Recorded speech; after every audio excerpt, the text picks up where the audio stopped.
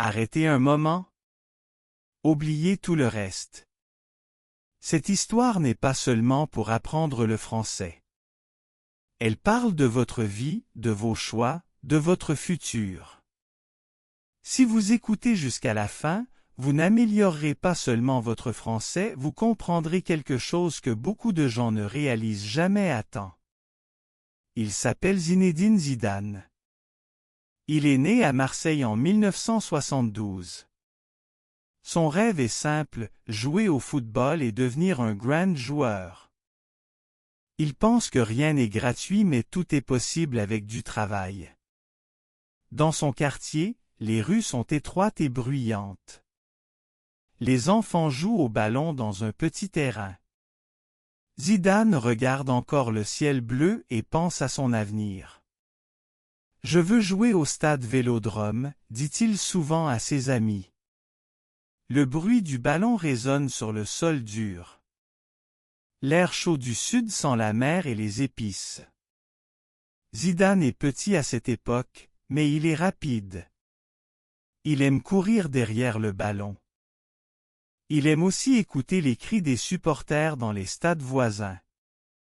Son père dit souvent « Zidane, tu dois travailler. Rien n'est facile. » Zidane écoute et pense que son père a raison. D'abord, il joue avec des amis du quartier. Ensuite, il rejoint un petit club. Le terrain est vieux et sale, mais il ne se plaint pas. Il touche le ballon et sent sa force. Il pense qu'il doit pratiquer chaque jour. Il passe des heures à courir, à tirer, à regarder ses erreurs. Il veut devenir meilleur. Un soir, il dit à sa mère, « Maman, je veux devenir footballeur. » Sa mère sourit et répond, « Tu dois croire en toi, Izou. » Sa voix est douce et calme. L'odeur du couscous chaud remplit la maison. Zidane mange et pense à son rêve. Il sait que ce sera difficile. Plus tard, il est repéré par des entraîneurs. Ils disent, « Ce garçon a du talent. » Zidane entend leur voix et sent son cœur battre fort. Il pense que sa vie va changer. Il doit quitter sa famille pour aller à Cannes. Il a peur, mais il veut l'essayer. À Cannes, tout est nouveau. La ville est grande et la mer est proche. Le stade est propre et lumineux. Les entraîneurs parlent vite. « Zidane, tu dois courir plus vite », crie l'un d'eux. Le bruit des sifflets est fort. Zidane sent la pression. Pourtant, il continue. Il pense, « Je peux le faire. » La vie à Cannes est difficile. Il est loin de sa famille. Il pense souvent à Marseille. La voix de sa mère lui manque. L'odeur du pain chaud le matin lui manque aussi. Mais il sait qu'il doit rester. Il doit travailler pour son rêve. Un jour, après un match difficile, Zidane s'assoit seul. Il regarde encore le ciel sombre. Ses jambes sont fatiguées. Un ami vient et dit, « Courage, Zizou. Tu as du talent. » Zidane sourit un peu. Il pense que rien n'est gratuit. Il doit donner tout son temps et toute son énergie. Chaque semaine, il joue mieux. Chaque mois, il apprend de nouvelles choses. Les supporters commencent à crier son nom. Le bruit est fort et joyeux. Zidane sourit. Il pense que tout est possible. Son rêve avance. Zidane reste à Cannes plusieurs années. Il apprend beaucoup de choses sur le football et aussi sur la vie. Chaque matin, il se lève tôt. Il met ses chaussures et il va à l'entraînement. Le soleil est chaud sur sa peau. Le terrain sent l'herbe coupée. Il pense souvent, « Je dois travailler plus que les autres. » Rien n'est facile, mais tout est possible. Les entraîneurs voient son progrès.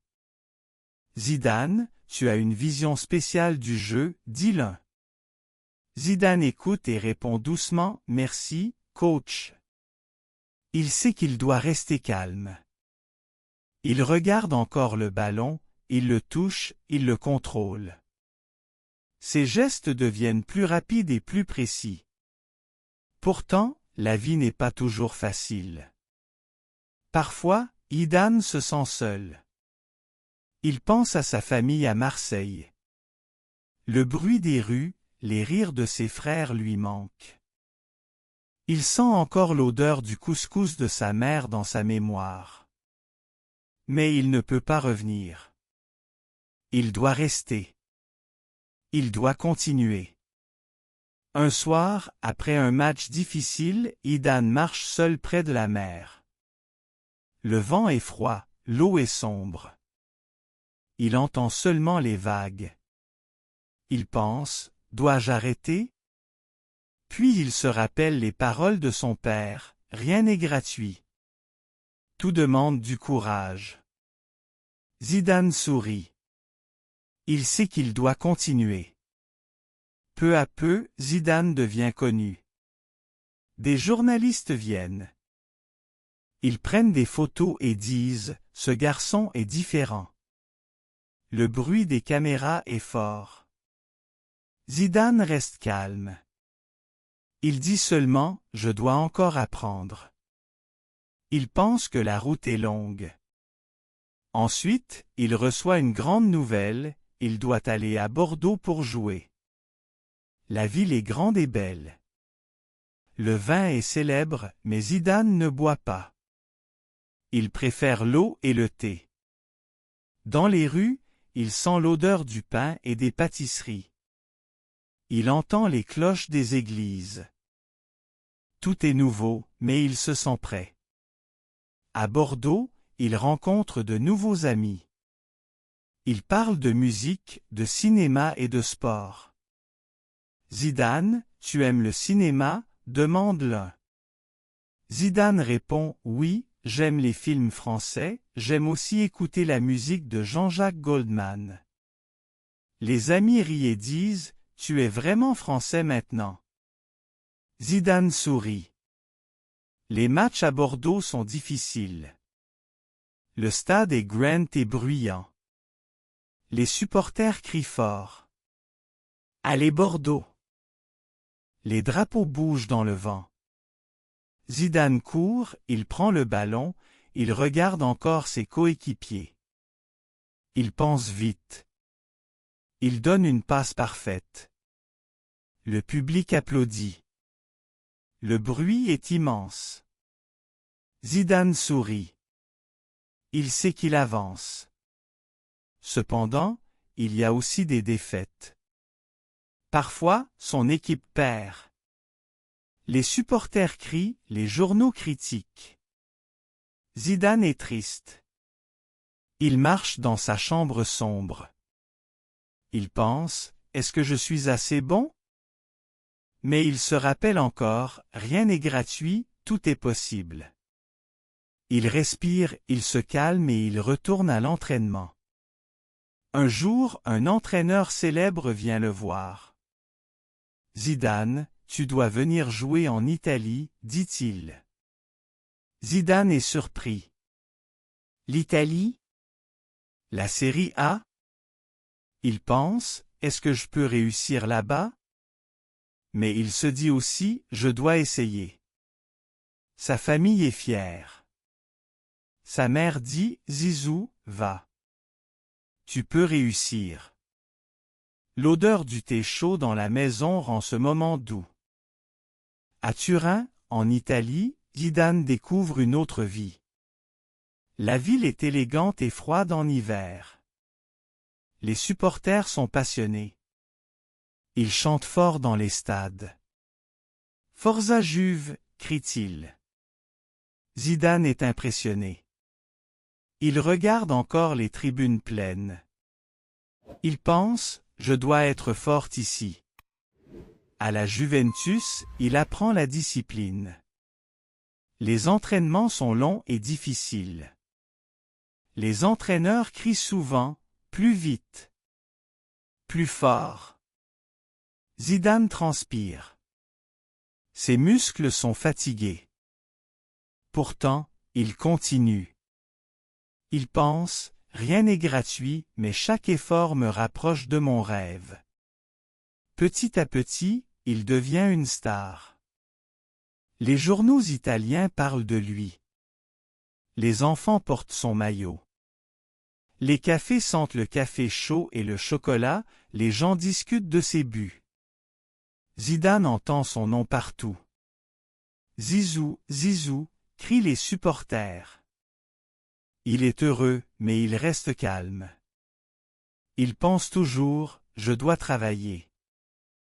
Et un soir spécial, après un grand match gagné, Zidane marche dans les rues de Turin.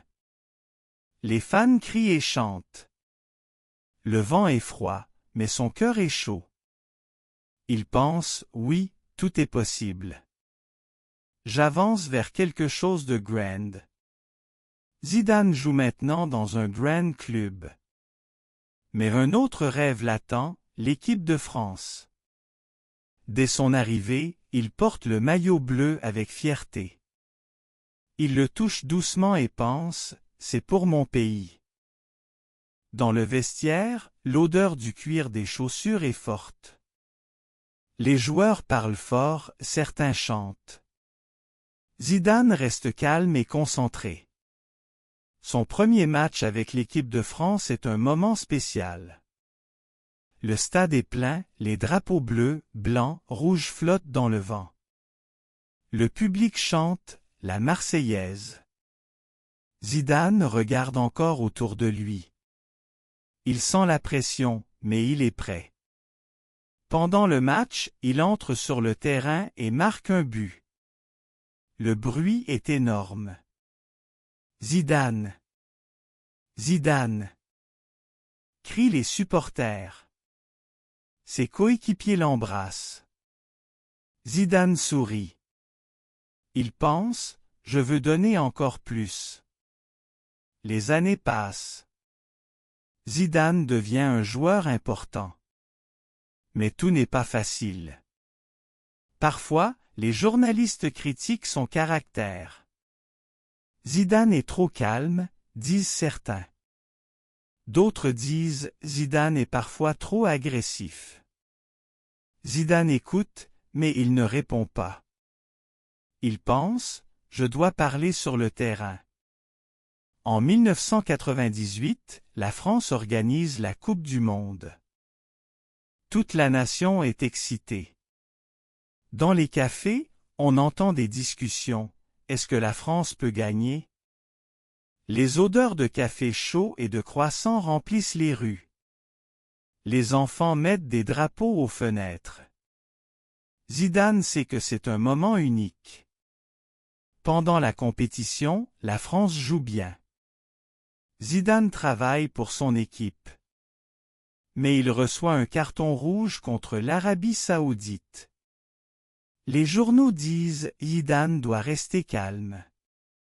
Zidane pense, j'ai fait une erreur. Je dois montrer que je peux revenir plus fort. Ensuite vient la grande finale, au Stade de France, contre le Brésil. Le ciel est clair, les projecteurs brillent, l'air est électrique. Des millions de personnes regardent la télévision. Zidane ferme les yeux quelques secondes. Il pense à Marseille, à sa famille, à son père qui disait « Rien n'est gratuit, mais tout est possible ». Le match commence. Le ballon roule vite. Au milieu du bruit immense, Zidane saute pour frapper le ballon de la tête. But! Puis encore une fois, but! Le stade explose. Les supporters crient, ils chantent, ils pleurent de joie. Zidane! Zidane! Le bruit est comme une tempête. Zidane lève les bras. Il sent la sueur sur son visage, mais aussi une grande fierté. Quand l'arbitre siffle la fin, la France est championne du monde. Zidane marche sur le terrain, les confettis tombent du ciel. Ses coéquipiers dansent, le public chante. L'odeur des feux d'artifice remplit l'air. Zidane sourit, il pense, j'ai réussi. Rien n'est gratuit, mais tout est possible. Cette victoire change sa vie. Dans les rues de Paris, les voitures klaxonnent. Les gens dansent sur les Champs-Élysées. Les journaux mettent sa photo en première page. On dit, Zidane est un héros national. Pourtant, Zidane reste simple. Quand un journaliste lui demande « Que ressentez-vous ?», il répond « Je pense seulement à ma famille et à mes amis ». Pourtant, après ce succès, Zidane vit aussi des moments difficiles. En 2002, lors d'une autre Coupe du Monde, il se blesse. Il ne peut pas jouer tous les matchs. La France perd et les critiques sont dures. Zidane regarde encore la télévision et entend les mauvaises paroles. Il pense, la gloire peut disparaître vite. Mais je dois rester fort. Puis arrive l'année 2006, une nouvelle Coupe du Monde en Allemagne. Zidane est plus âgé, mais il veut montrer qu'il peut encore jouer. Il dit souvent à ses coéquipiers, « Nous pouvons aller loin ». Les jeunes joueurs l'écoutent avec respect. Dans les vestiaires, ils sentent le parfum fort de la crème pour les muscles, ils entendent la voix de Zidane qui dit calmement « Ensemble, nous pouvons réussir ». La France avance pas à pas, Zidane joue avec élégance. Contre le Brésil, il fait un match magnifique. Les supporters disent « Zidane est magique ». Il regarde encore le ballon, il fait des passes parfaites. Le stade applaudit à chaque geste. Zidane sourit discrètement. Enfin, la France arrive en finale contre l'Italie. Le stade est plein. Le match est difficile, tendu. Zidane marque un but sur pénalty, avec beaucoup de calme. Mais plus tard, un incident change tout. Zidane donne un coup de tête à un joueur italien. L'arbitre sort le carton rouge. Le stade devient bruyant et confus. Zidane marche lentement vers la sortie. Il regarde encore le ballon une dernière fois. Le silence dans son cœur est lourd. La France perd le match. Les journaux parlent partout de cette fin triste. Certains disent « Et Zidane est tombé ». D'autres disent « Zidane reste un génie ». Zidane pense seulement « J'ai fait une erreur ». Mais ma carrière ne s'efface pas avec un geste. Après la finale de 2006, Zidane arrête sa carrière de joueur. Il quitte le terrain avec émotion. Il pense souvent « Rien n'est gratuit, mais tout est possible ». Beaucoup de personnes en France sont tristes, mais elles disent aussi « Merci Zidane ». Dans les cafés de Paris, les gens parlent encore de son talent.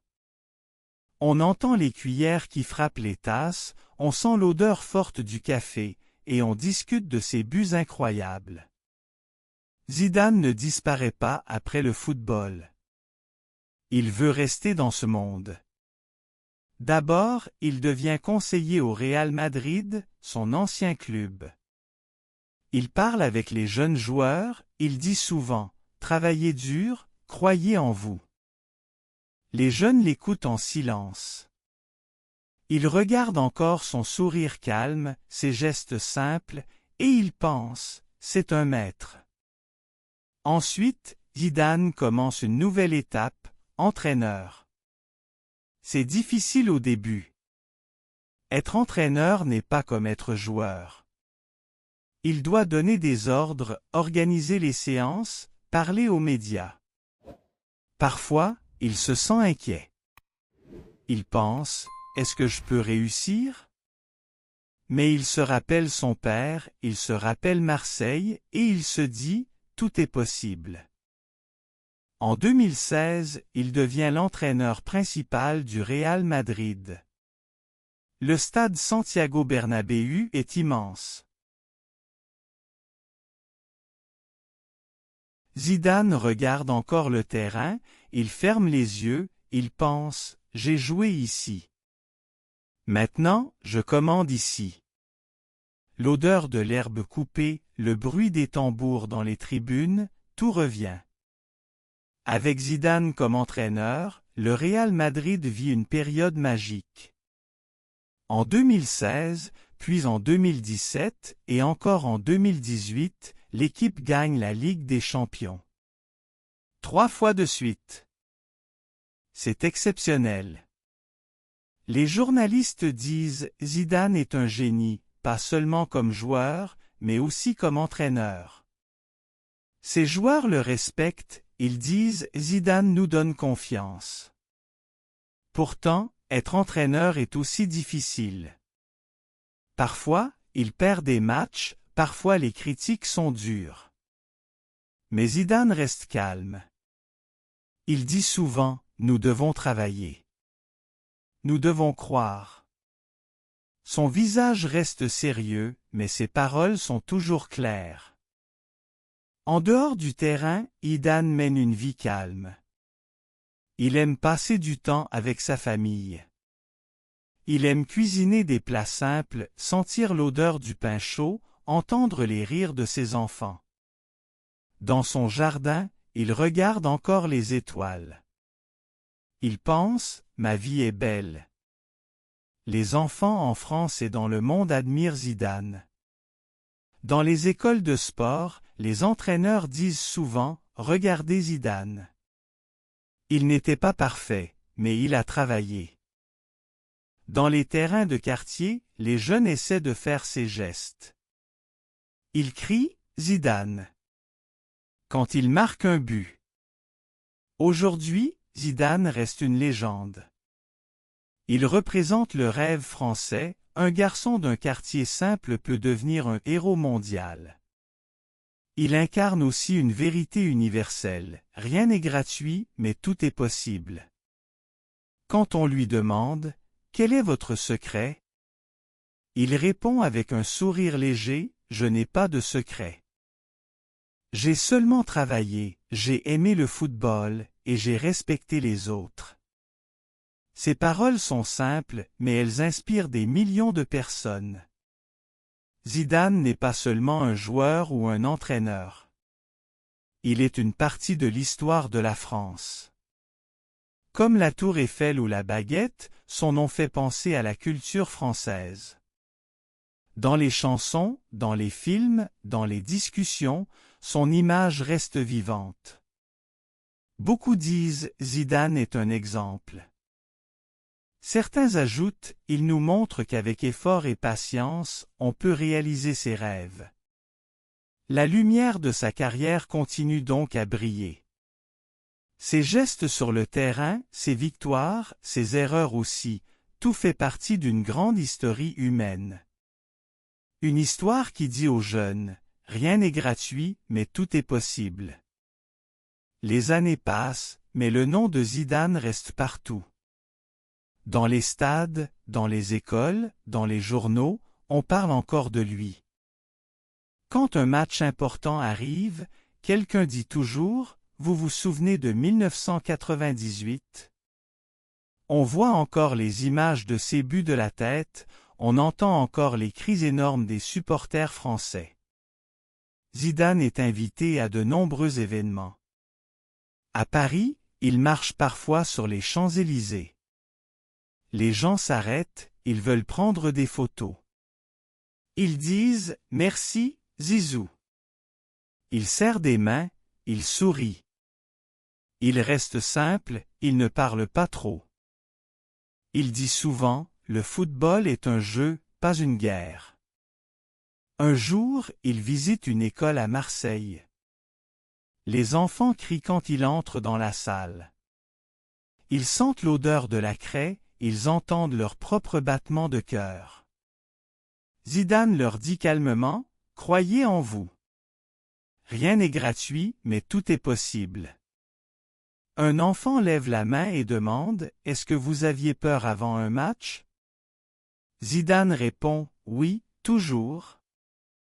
Mais j'ai appris à transformer la peur en énergie. » Les enfants écoutent en silence, fascinés. Zidane participe aussi à des actions pour aider les autres.